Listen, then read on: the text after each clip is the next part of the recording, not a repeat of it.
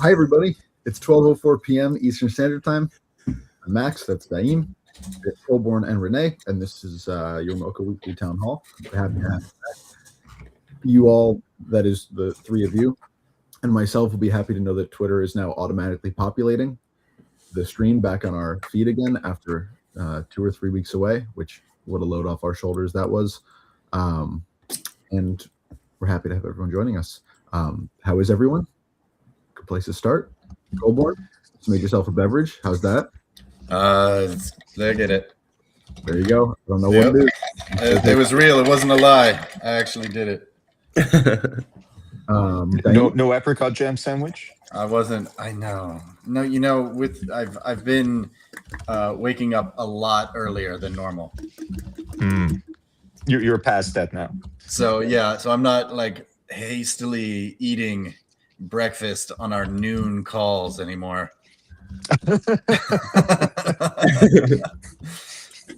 Yeah, you've changed. I have not had a kid. However, when I came back from Japan a couple weeks ago, my sleep schedule was all fucking screwy with the 14-hour time difference, and I realized I was starting to get tired at like 10:30, 11, and wake up at like 7 to 8. And I thought to myself, well, this is interesting. For basically the past decade, I've been going to sleep at 1 or 2 in the morning and waking up at 9:30 or 10. Holdover from my old restaurant days when I had to do that contractually. And I've just kept it going. And I agree with you. Wow. The mornings, you can do things, you have time for things. You're not like running from one place to another to use the bathroom, to make some food, to get some coffee. It's like, this is like a whole part of the day. It's like 1 p.m. and you've done things. Mm-hmm. Yeah, it's the a lot of things. It took me a long time to come to. Okay, so I want to start today, if we're talking about things that are, I just think, absolutely fascinating. And Daim was, I'm going to go over the whole thing in as much detail as I can, is the Citrini research paper from Sunday, I believe. Colborn, Renee, do we have familiarity with Citrini research and what happened to the market on Monday? Yes. Colby probably more than I. So on Sunday night, I have a group chat with a couple of friends where we just kind of talk about all sorts of like tech and politics and crypto and AI and such. And I get sent this article, which is called, well, I can't find the name. The 2028 Global Intelligence Crisis. Thank you very much. The 2028 Global Intelligence Crisis. And basically what this article is, it's essentially short form fiction, right? Probably about like 8,000 words. It's uploaded on a Substack. Citrini Research, the creators of this, they have about $200,000 followers on Twitter. They call themselves Thematic Cross-Asset Investment Research. They apparently have a large following in the economic and tech world. I had never heard of them before. Sorry, Max, when you say it's short form fiction, are you being facetious? No. I'll get into it. This is completely realistic. Essentially what this 8,000-ish word article is a step-by-step prognostication about how a sufficiently powerful AI would affect the U.S. economy throughout the next 2 years, right? And it goes kind of month by month, movement by movement. All of this is speculation, right? It's incredibly well written. It's impeccably well researched. It uses a level of both tech and economic jargon that I found it even, not that I have such a great command of the jargon, but I found it hard to penetrate at times.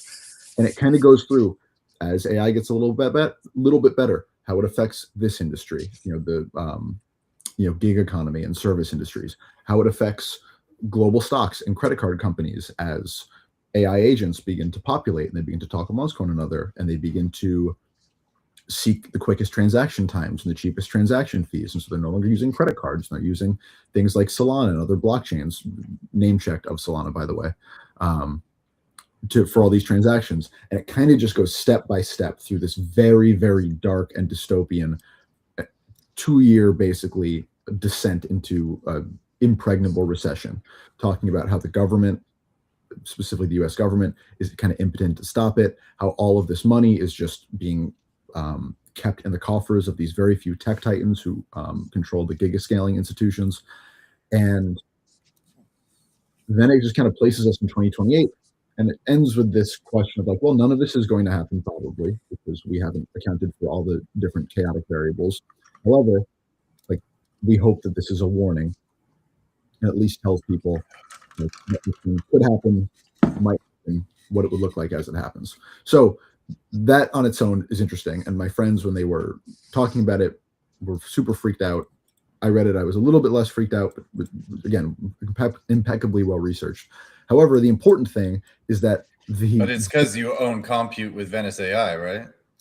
What was that? It's because you own compute. Yeah, well, you know, I'm aligned, so it's okay. Yeah. But right? The US stock market tumbled on Monday, including 5 to 10% losses for all the major credit card companies, mostly at least in how it was presented to me after the fact, because of the fear induced by this short story. And I've seen, a lot of writers I admire who don't, who usually talk about like high level economic things, take this story up. And I just found it fascinating. The kind of overarching theme being that like the AI market is such a mystery to everyone involved, right? Everyone in all these different spheres of industry. That something with a wide enough reach that's kind of dark enough as a warning can literally send like substantial shockwaves through the entire US stock market. And that's just kind of a new paradigm.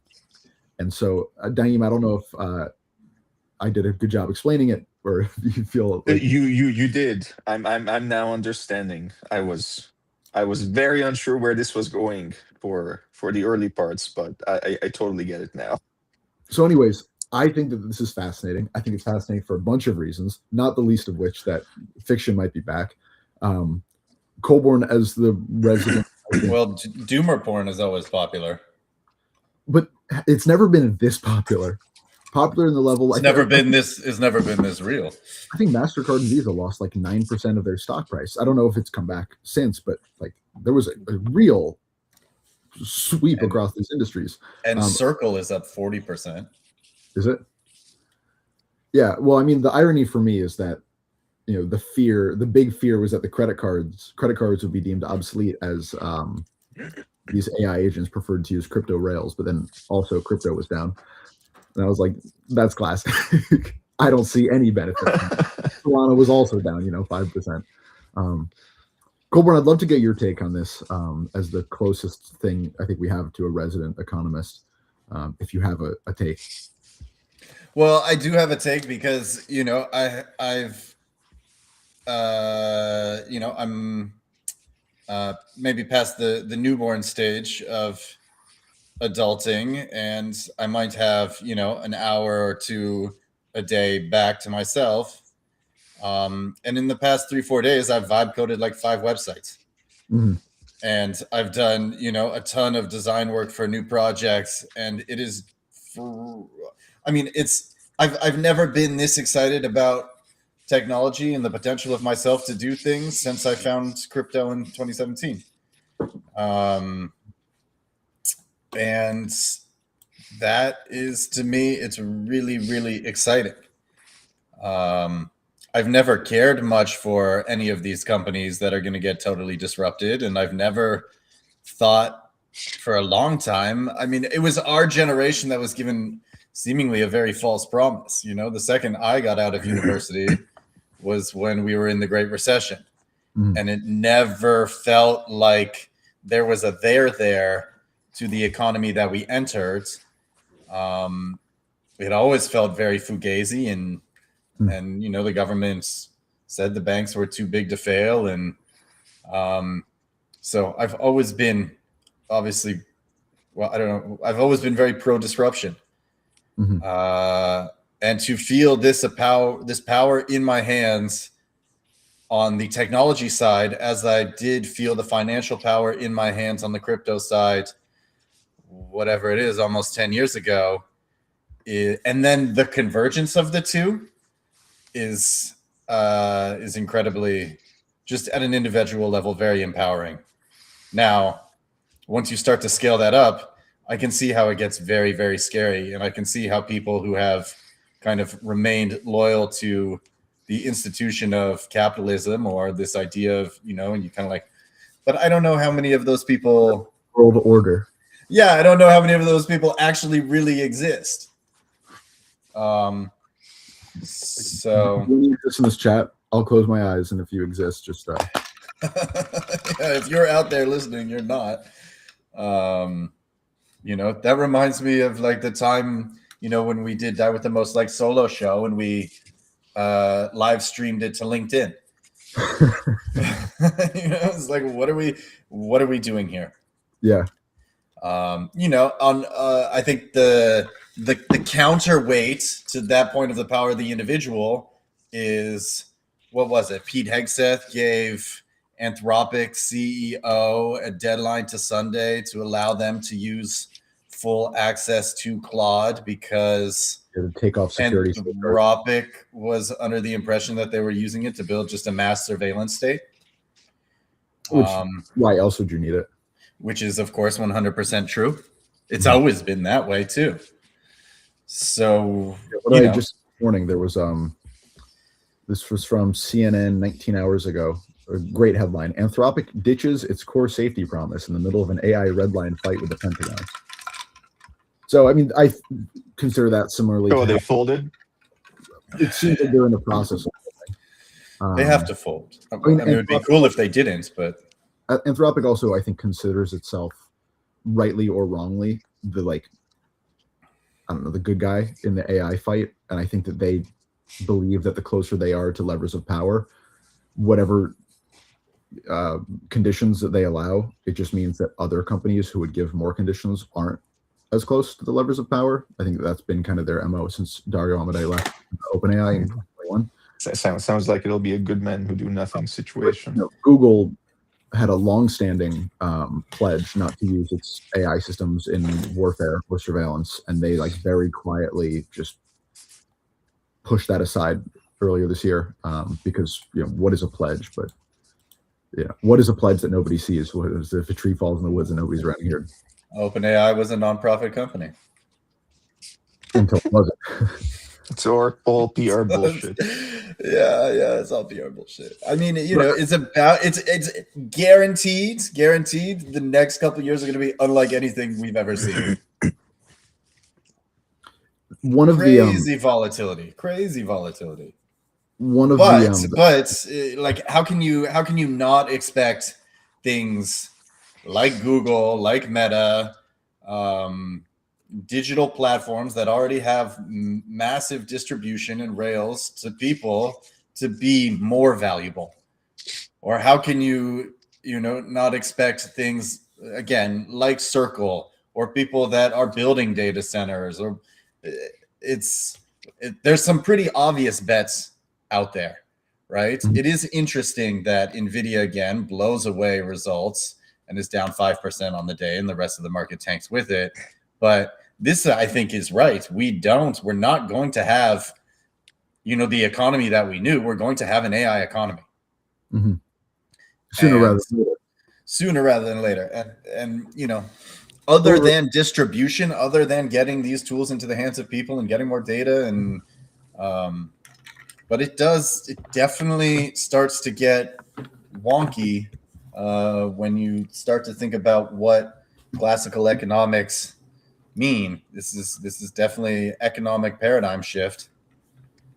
One of the things the charges levied at the Citrini research article that it didn't really reckon with was that and one of the big I don't know if you'd call it victims of the article were SaaS companies, And one of the things that the article talks about is essentially that, like, if AI systems or AI agents are wielded with real proficiency by a lot more people, then it'll be super cheap and super competitive to basically just have an employee spin up a Monday.com competitor rather than pay an expensive licensing fee to a Monday.com in order to have that app associated with your business. And the article didn't really touch on the fact that that would necessarily bring the price of SaaS products down and the price of everything down. It really just focused on the fact that, like, people would generally make less money because white collar skills would no longer be valued. But I think it's interesting that, Coborn, you mentioned having so much power in your own hand and just being able to, like, even I would still call this a fairly early moment for like personal AI development. We don't really have agents that are that good quite yet. And I think the tools to build things will be just so much easier and so much more streamlined and so much better in their outputs with less effort in even a year's time.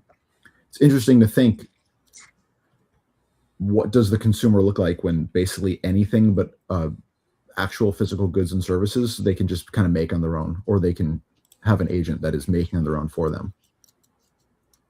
You know, you are not maybe necessarily, one of the examples is DoorDash. Like, why would you use DoorDash when there's 30 competitors to DoorDash rising and falling every day, and they are giving 95% of the delivery price back to a driver because it's just one guy. He doesn't need to, you know, fund an entire economic apparatus. He just needs to, or she just needs to make a bit of money for herself. There's been no real work done. There's no real economic drag. So, you know, 2, 3, 4% of a delivery price or an Uber ride, or what would currently be a DoorDash delivery or an Uber ride, she's happy to pocket and make a nice profit. And AI agents would be scanning these all the time automatically for the best price. So why would any of these large service companies be able to survive? How much of that is going to benefit a bottom level consumer who's just navigating that industry, right? When you no longer need to pay for these, when nothing digital is able to, when no large digital apparatus is able to compete with just digitally connected agents that are always warring for the best price, how does the price of everything not drop dramatically? I just think is an interesting question. Look at you. You built these websites. You sent this website the other day that you built, what, a day? What was the cost of doing exactly that 5 years ago? Right? Would that have been 4 figures? That's 5 what figures? I was saying. No, it's way more than that. It would have been at least $30,000. You're doing it for free in a day. I mean, my girlfriend asked me to do it 6 months ago, and you know, I told her at least $50,000 in 6 months of time. I swear to God. 6 months ago, it probably was $50,000. And then I did it. You know, I did it in 2 days, and she's sending it to all her friends, and they're like, "This is the best thing I've ever seen. How did you do this? You're so sneaky. You know, I didn't even know you were working on something like this." Yeah, it's crazy. It's crazy. I have this much coding experience. Still, you know, zero. Wow. And you know, I'm at least you know, I can copy paste, and I was just copy pasting. It's wild. Very cool. The question becomes, like, how many things, right? If you really take, I'll just use myself as an example, right? If I really take my baseline of spending for a month, right?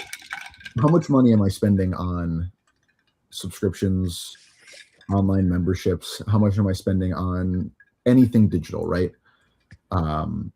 Video games, internet providers, anything that I'm not physically buying and touching could be disrupted by, like, AI agents that are seeking out arbitrage literally by any means necessary, and others that are creating arbitrage opportunities, thousands, hundreds of thousands, creating arbitrage opportunities wherever they can, right? Can you siphon off internet from a different state? Like, can you siphon off, like, where can you siphon electricity off of, right? Do you have an agent who is, like, tied to your, you know, electric system, and it's constantly buying different pockets of electricity, literally second by second, from different providers based on prices that are fluctuating, when every single person basically has a high frequency trader, not just for stocks, but for literally every single thing, right? Even groceries, right? Like, you're ordering groceries that is being delivered by somebody for a fraction of the cost that it's currently being delivered by. And maybe your like agentic grocery orderer is just going straight to wholesale.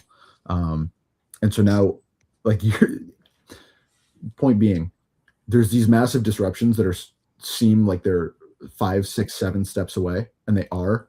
But when the steps are being like gained by leaps and bounds month after month after month, I think that like you have to game out these 7th order effects and think that they will be at least viable within 2, 3, 4, 5 years for sure, even as the economy crumbles, or even if the economy crumbles, the economy as we know it, the credit economy, the SaaS economy, like the white collar economy.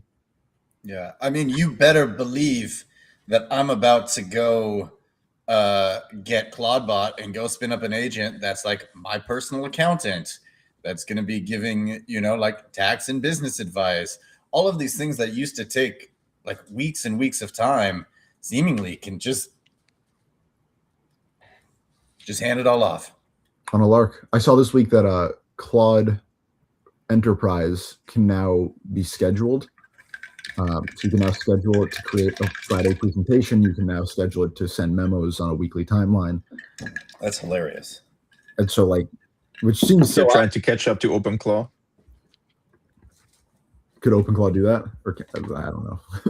I mean, basically, now whether how much of that is reliably doable out of the box is a different question. But I mean, the setup I have, I can schedule things that will basically be started by the agent down to like the minute when it's scheduled, essentially. And it can be a one-time thing. It can be, on a recurring basis, whether, daily, weekly, same day every month, whatever else. Yeah, totally. And of course, as we know from our internal discussions, I'm working on, even more impressive stuff with complex and stateful workflows that aren't done in, a single step, but basically evolve steadily towards sort of very loosely specified longer term goals. So yeah, the power of what you can do is getting it's getting beyond a lot of the science fiction that I think we've read growing up. Like some of the conversations I'm having with the AI agents running on my freaking mini PC feel like they go beyond what I don't know, some robots or like intelligent computers were portrayed as in, like, I don't know, Asimov novels or stuff like that. Have you guys ever read The Three Body Problem? No. I've watched the show, and I think I may have listened to the audiobook of the first book, so I've almost read it. But I don't know the fullness of the story through all 3 books. Just a quick example from that book, which is by Liu Cixin, Sixin. I'm not great with my Chinese pronunciation at the moment, but I'll get better. There's a part in that book where essentially like a computer circuit board is recreated by hundreds of thousands of people who are like raising flags in different directions. I remember that. Yes. Like so binary zeros and ones, and they basically create an entire computer system this way, which is only interesting in this case, many cases, but in this case, because when you really come down to it, like, what is the system that you're trying to solve for, or what is the system you're trying to create, and what are the streamlined demonstrations of it, and what would a less streamlined demonstration of it be, right? So that is humans doing an approximation of what we have digitized, right, of a digital system. So reverse that, right? And now this goes back to the example, Daim, you were saying of like where we are sci-fi wise, and this kind of business, there's this enterprise mechanism that AIs are going to disrupt, where essentially a business is, again, it's just some kind of closed system, right? And the nodes in the system are communicating with each other. Human nodes in the system are communicating with each other by means of meetings, memos, emails, etc. Right? It's how information is passing from node to node in the system, but the system itself can theoretically be anything, right? So if the system itself is automated, essentially, right? If you have an AI that is at the center of a business and it is, scheduling Friday presentations and it is sending memos back and forth, that's only necessary if the major building blocks of the system are human and don't automatically know what information is being put into it, right? If your AI agent's name is Ted, and Ted is the system itself, Ted has no, and Sally in accounting and Jane in HR are both interacting with Ted. Ted does not need to give itself a Friday presentation in order to catch itself up on what it's missed. It is the system itself. So much of like what I know of my friends in the business world, what they do day to day, is essentially networking, right? Is essentially like building the bridges between these nodes in the system. It is meetings, it is memos, it is emails, it is synchronous communication. What does even a business environment look like when the necessity of that is dropped by 50%, right? Like if people are no longer needed to create Friday presentations and the system itself is creating this presentation for the remaining human nodes in the system based on all the information it knows and can better synthesize than any single department. Like, I get what you're saying. Does that make sense?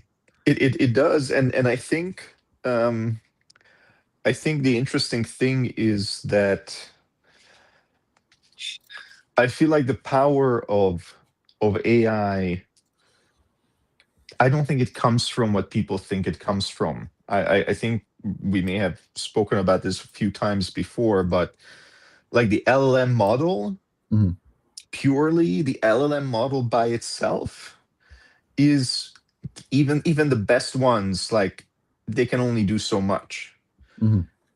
When you talk to ChatGPT, when you talk to Claude, that's not your words being like shoved into a pure pristine, nothing else going on back there, LLM model that just happens to run on a very large computer and then like magic comes out.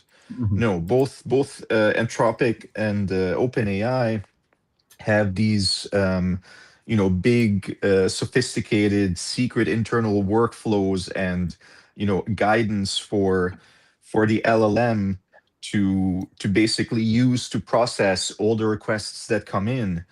And a lot of the magic is actually coming from what is effectively software systems that are smart enough to know when they get to a stage where there's a problem that requires a mind.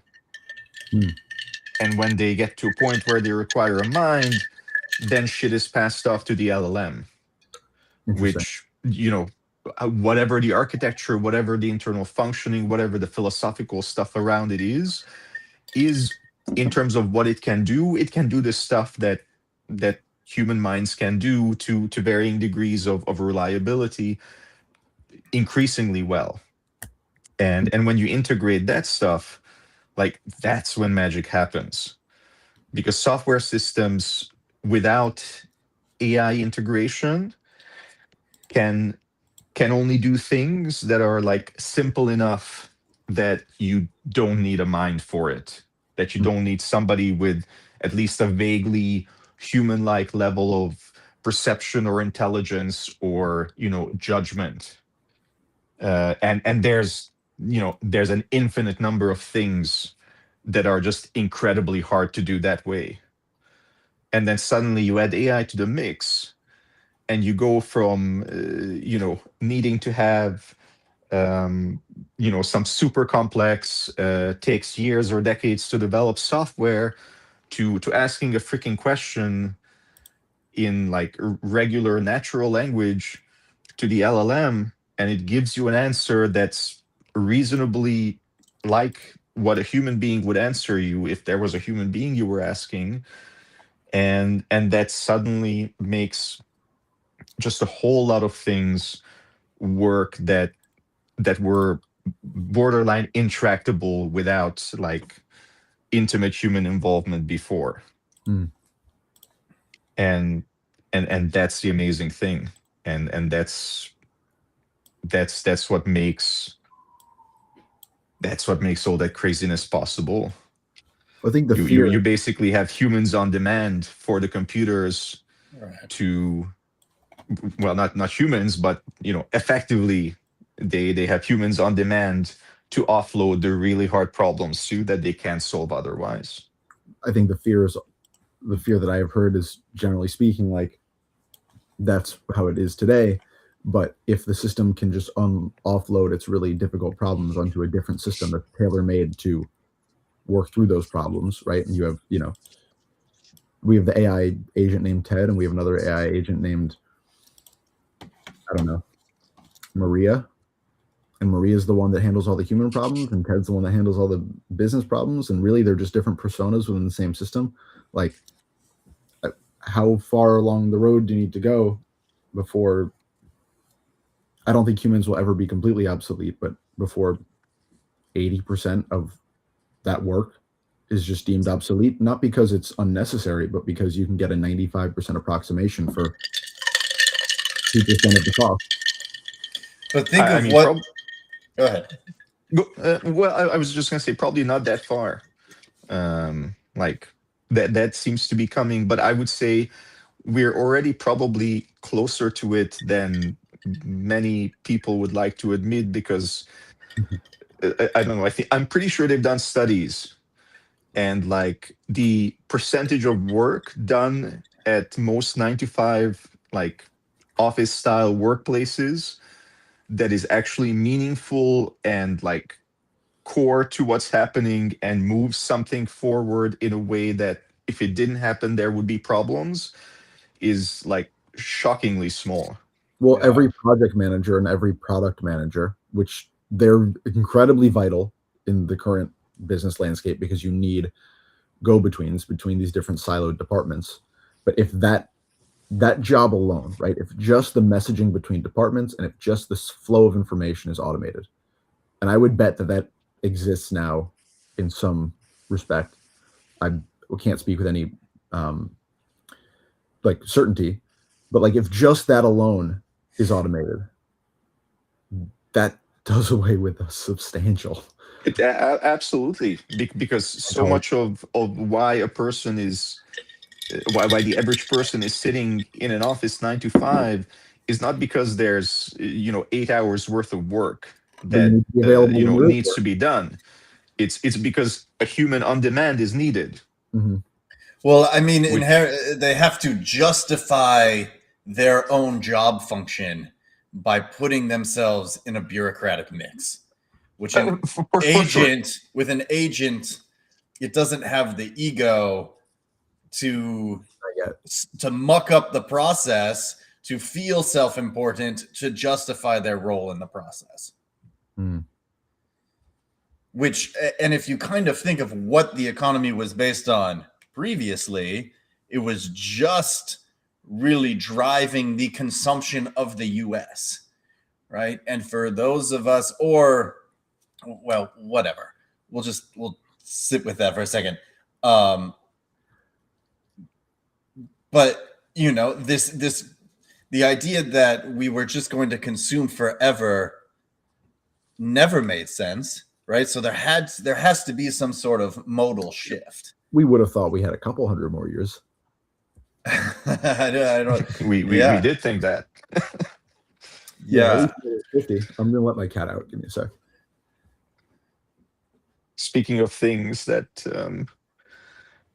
are coming on weird timelines, I saw a video clip the other day. Some Chinese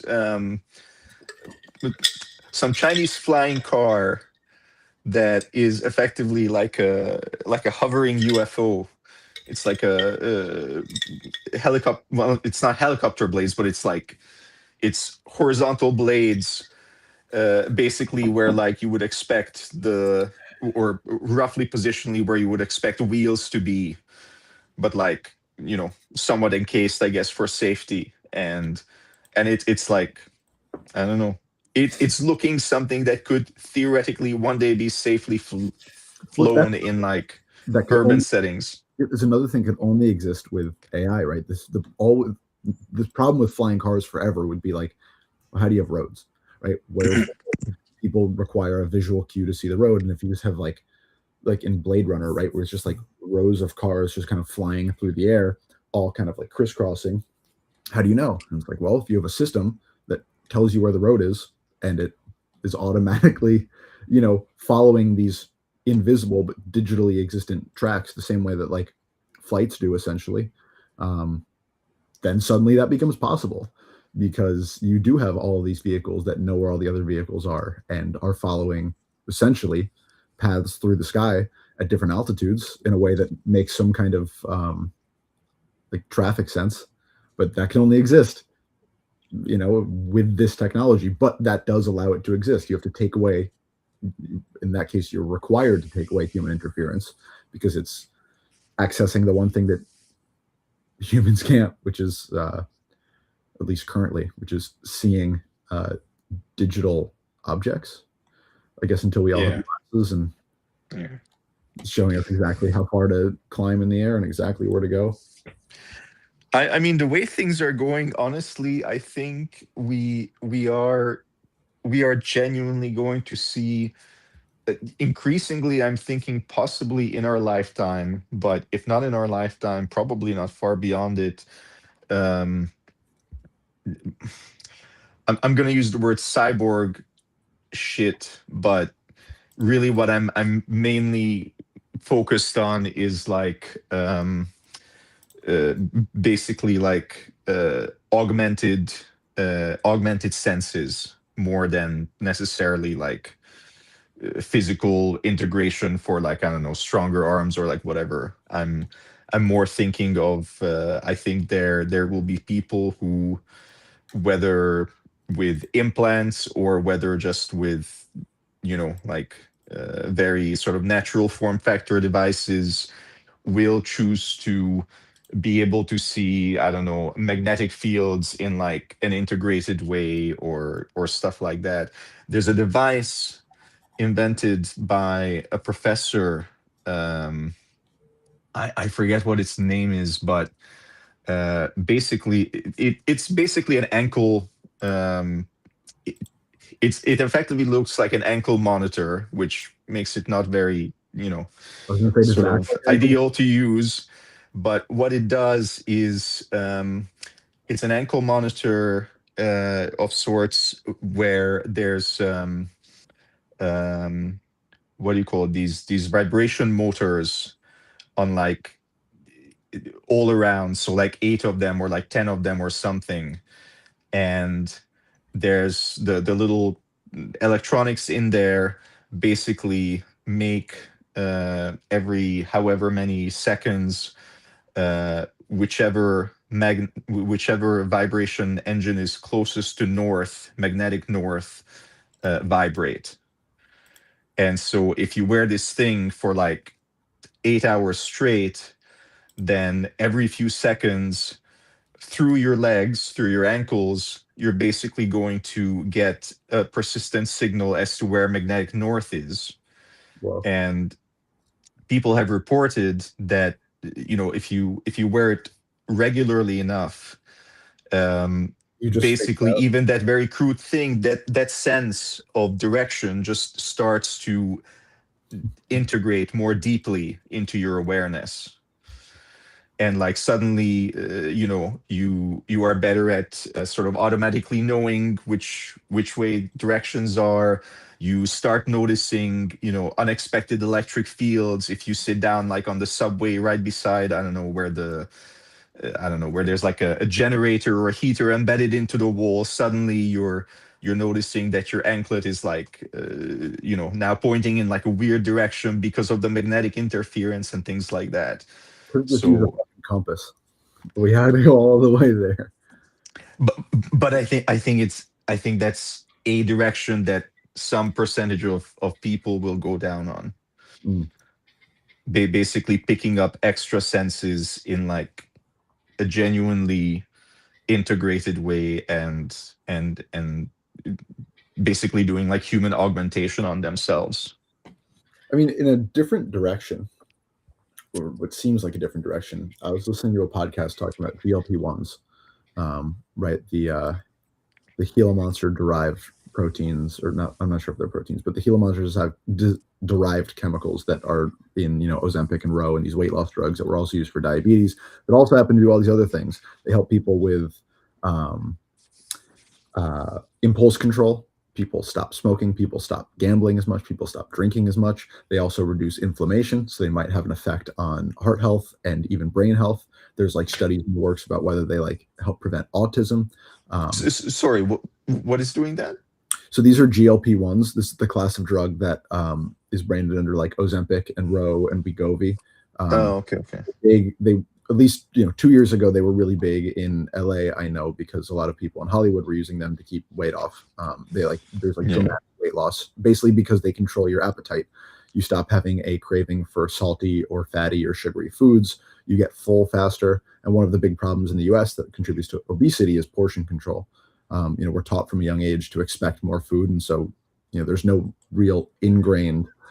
This I'm parroting from the CEO of Eli Lilly, who was on the podcast that I heard, but we don't really have ingrained mechanisms in our chemistry to deal with like caloric control because we evolved in an environment where you really were not. That was not the issue.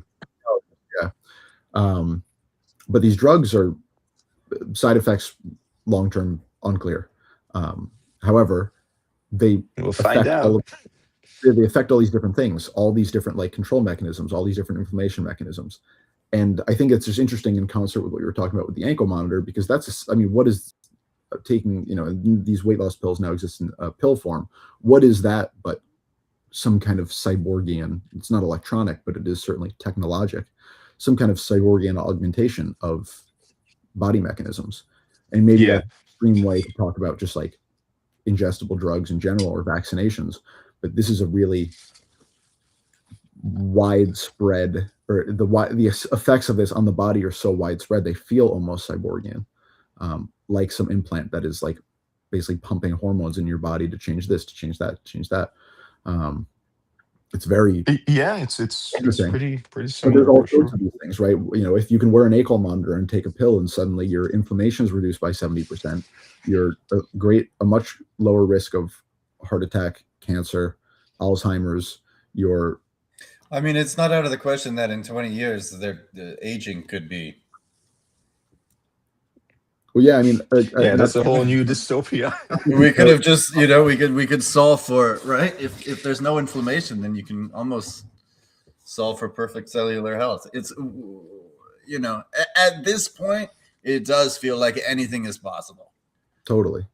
Again, another oft-discussed use of AI, right? Research into like molecular biology. This gentleman, the CEO of Eli Lilly, in the podcast, the host went through the kind of eons of like what killed people. And for a long time, it was viral infections. And then we kind of got viral infections under control. Then became bacterial infections like tuberculosis. And once we got tuberculosis, at least in developed countries with access to amoxicillin and penicillin under control, now it's these other things like Alzheimer's and like cancer, which the host described as like attacks basically on aging. Right, there's this great book called "Emperor of All Maladies" or "Emperor of Maladies," Siddhartha Mukherjee, and it's a history of cancer essentially, and like cancer research and when it was first discovered, and all the different starts and stops and different kind of draconian surgeries that were available even 100 years ago for cancer treatment. But one of the things that he says early in the book is that like cancer is unavoidable because it is essentially a matter of probability. Cells do things and cells mutate. The more time you give cells to mutate, the more likely a mutation will occur. The reason that asbestos exposure leads to mesothelioma and cancer is because the asbestos doesn't break down, it lodges in your lungs, and it basically causes this endless cycle of inflammation and attempted healing, and inflammation, attempted healing. So you're basically just speeding up the process of cellular regeneration so much that inevitably a mutation will occur, right? You're just much and same thing with smoking, right? You're doing this damage to the lungs in a way that just increases the chances of some kind of mutation occurring. Yeah. So, one of the reasons that humans can't get past a certain age is because their bodies just start to break down, right? Cancer develops much more, you're much more likely for cancer to develop as you're 70, 80, just because your cells have regenerated so many times. There's just I have one issue with that perspective, though, even though that's absolutely the sort of correct standard perspective, but I don't know, if you think about it, like,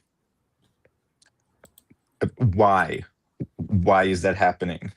Because my continuity did not start the way I came the day I came out of my mother's womb. My cells and cell divisions go back further than that, and bizarrely enough, go back well before my conception, right? Because there's a continuity of cells that were produced. So clearly, they're in like very specific ways.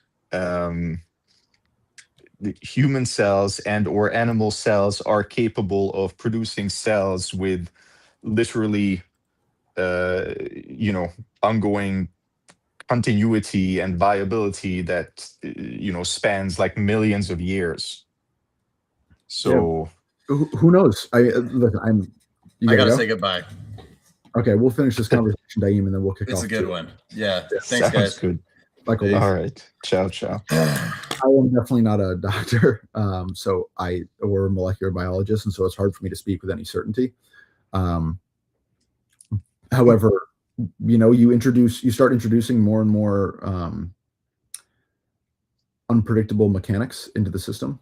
The leading cause of death, I believe, in American men under the age of 40 is colon cancer, which is very odd. But if you consider that these cells that have been evolving for millions of years were not equipped to deal with the glut of processed foods, other chemicals that are causing, I don't know if it's inflammation. I don't know what it is. Like I said, I have no real expertise in this, but more extraneous variables, more possibility for things to go wrong. If you think of it by like probability, right? If there's 0.000001 chance per, cellular division that there's going to be a mutation, the more cells you have, just the more likely it's going to occur. It just takes one. For sure. But I guess, sort of the evolutionary solution we came up to that, or for that, is to every now and then, just simplify things back down to, here is one good cell.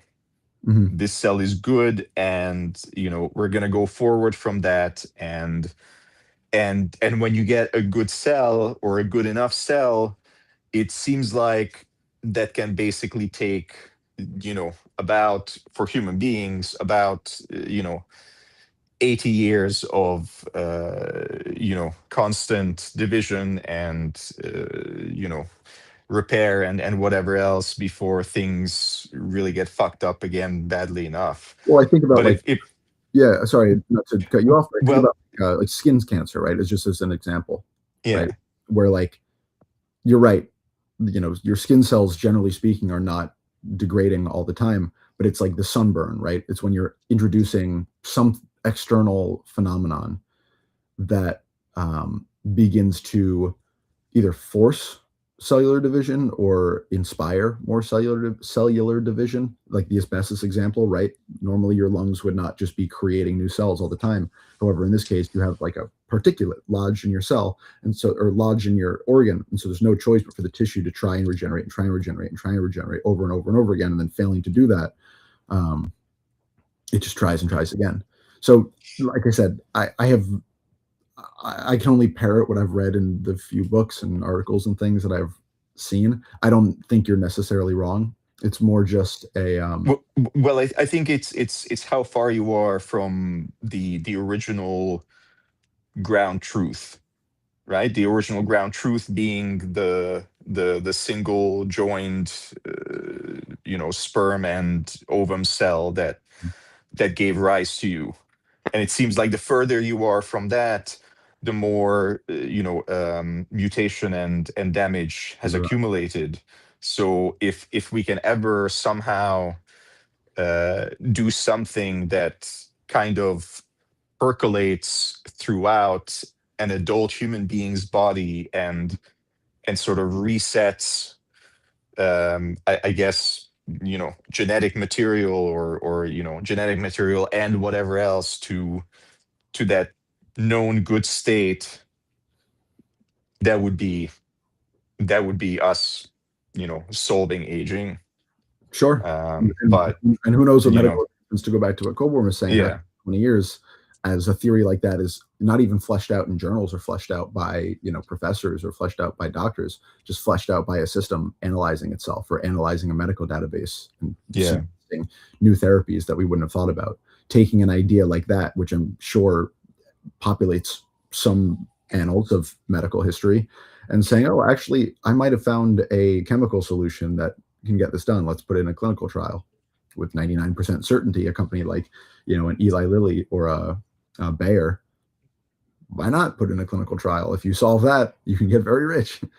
Absolutely. But yeah, it's interesting. I love coming in here and talking for an hour about AI. But why don't we kick off, Daim? Any last words for Yes. No, nothing right now. Maybe we'll have something even more exciting next week. Who knows? Hopefully it won't involve another economic crash, but well, it was hardly a crash. Who the hell knows? A wobble. But either way, thank you, Daim. Thank you, Coburn and Renee, who are no longer with us in the chat.